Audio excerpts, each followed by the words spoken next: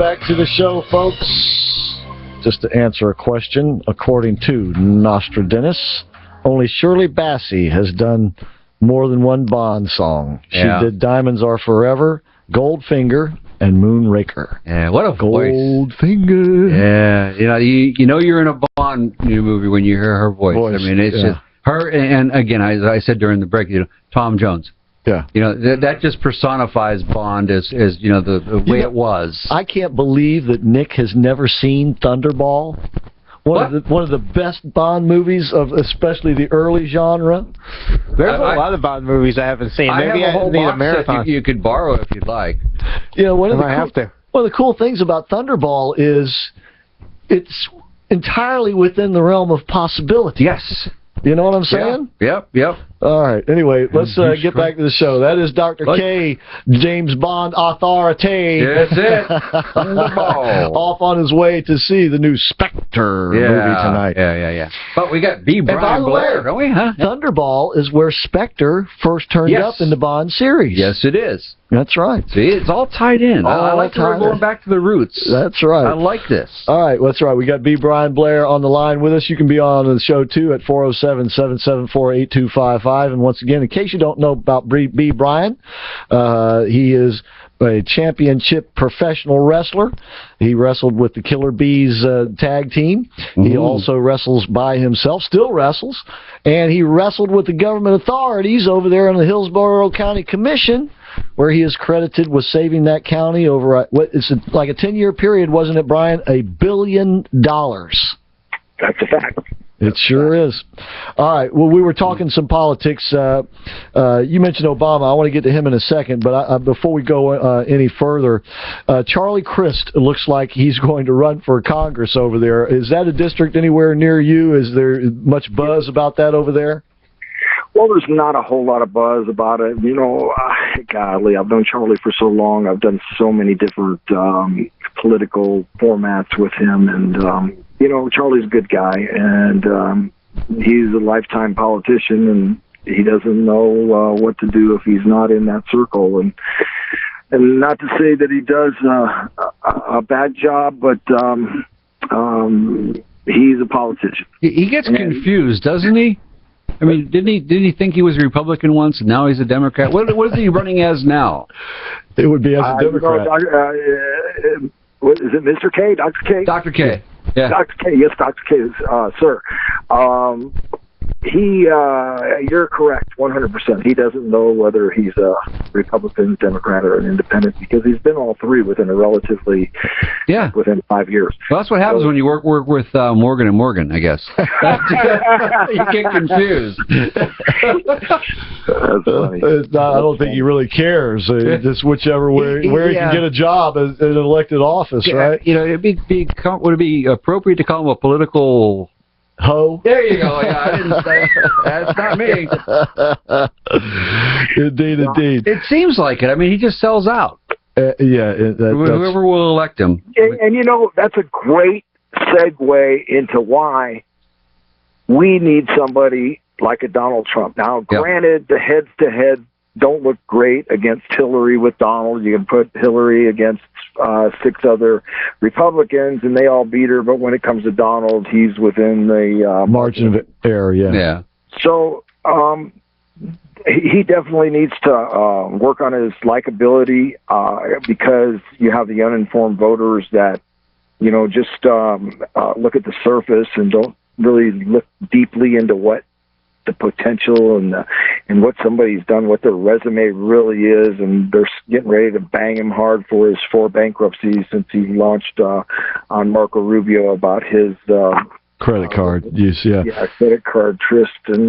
But when you look at the grand scheme of things, I mean, I would much rather have somebody that is not beholden to anyone, somebody that has made multi-billion-dollar decisions, somebody that is really attuned to politics because he's had to deal with them for so long, that understands how the duplicacies and the waste and the fraud in government. I'm glad you mentioned that, Brian, because a lot of people say, well, he played the game, he gave to different parties, and he did this, and to me, that means he's better at knowing how to deal with it, rather than someone who has not, quote-unquote, played the game from that side, if you will. He knows from the inside out how politics is played, how the business works, if you will. Absolutely, better than anything. I mean, that's one thing that you got to give them a lot of kudos for. I'll be honest with you, being outside of politics now, I learned, knowing the system, I've learned more about inside the system because of the knowledge factor, and Donald Trump has certainly had that knowledge factor, having to work with both D's and R's to get things accomplished, and then it's everybody's got their hands out. Mm-hmm. Everybody's got their hands out, and that's why this government has gotten us so deep. And most of your listeners, I know that you and Dr. K and Nostradamus, he'll prophecy for us if we have to, but I know for a fact that we are not going to be the America that our forefathers fought for, people died for, that we believe in, that we true Americans believe in. If we elect another liberal this time, we're going to have a third term of Obama, and it's going to ruin this country because people don't understand what $20 trillion worth of debt is. People don't understand that Obama's getting ready to go in December to the United Nations, and he's going to sign a paper that will allow the Tribunal Committee, the United Nations committee, to actually impose fines, sanctions, and other upon the U.S. for not adhering to their global warming policy. Right. Yeah. Now, you don't have China doing it. You don't have India doing it, two of the largest polluters. And Obama's going to put us into this tizzy because if you look at the rules for radicals, just everybody, if you're a liberal out there, read Rules for Radicals and look what's happening to our nation. It's a playbook, and he's playing it by the T. And somebody's got to wake up. I mean, not somebody. There's 300 million Americans that need to wake up. Yeah, you're right about that. And this is, of course, what you meant by Barack Obama doing stuff behind our back, I take it, right? Yeah, and what about all the we don't even know the number of the refugees that he's going to allow into this nation. Yeah. They say 100,000, 200,000, but who's going to be counting them? Right? Yeah, that's right. They're just going to be coming in plane load after plane load. Yep. And like a Berlin airlift. Yeah, but to get back what you were saying about what Obama's getting ready to do in the UN, he just did it with that Pacific Trade Pact, and you're right. Now he's going to do it at the UN. And what he is doing with these pacts right behind our back, while we're sitting around minding our own business, he's signing away the sovereignty of our nation. Yep. What do you expect from somebody that bowed to the king of Saudi Arabia? Yeah, that's for sure. He's already showed that he's subservient. Yeah. Well, and that he is in the process of fundamentally changing the United States of America. I don't know why that statement didn't scare the hell out of people. Well, because in their minds, they all thought good, candy and nuts and cake and all that stuff. They weren't thinking of reality. Sorry, But Brian is right. That debt, as soon as the interest rates start going up and the cost of servicing that debt goes up, it's going to be a nightmare. That count up clock that they have in Times Square, they're going to have to add a couple more segments on it. Just to cover the number. Yeah, because it's going to start spinning. Lowered our bond rating.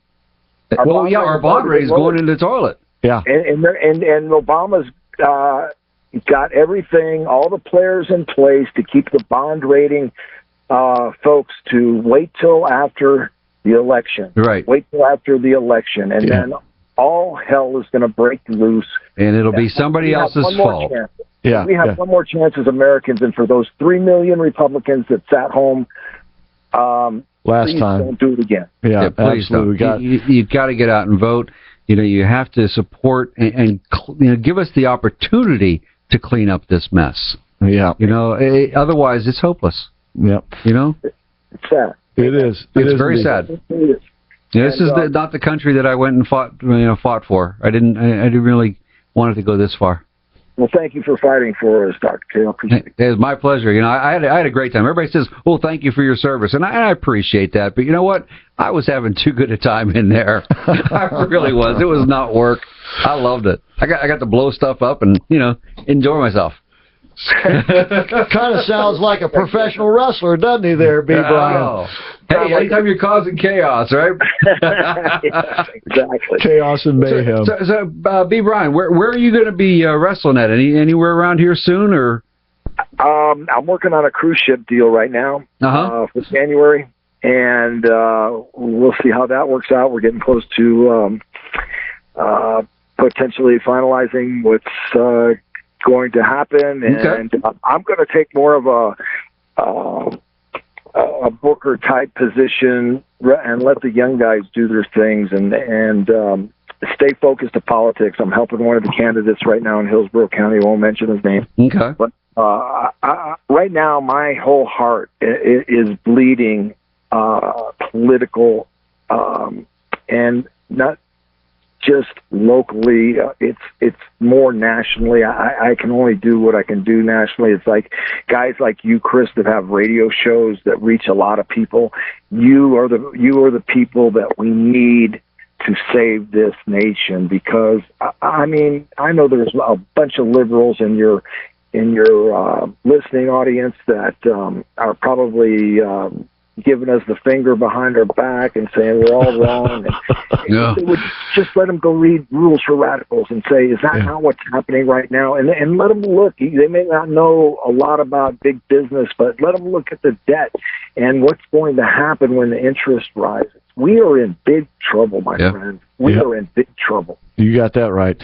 Well, Brian, I thank you for being on the show and being part of the show, and we'll talk to you next week. How about that? I would love that, Chris, and thanks to all your listeners. I don't care if you're a liberal. My dad's a liberal, and I love him to death. And so for all your listeners out there, I love you guys. Thanks for listening to Chris. Thanks for listening to the man that knows all about James Bond, because I love Bond. Well, hey, B. Brian, just remember, I'm also a sport and entertainment psychologist, so if your candidates need any help with analysis, give me a call. Okay, I'll do that. Thank you guys very much, and all my best to everybody. Thank you. And once again, that's B. Brian Blair.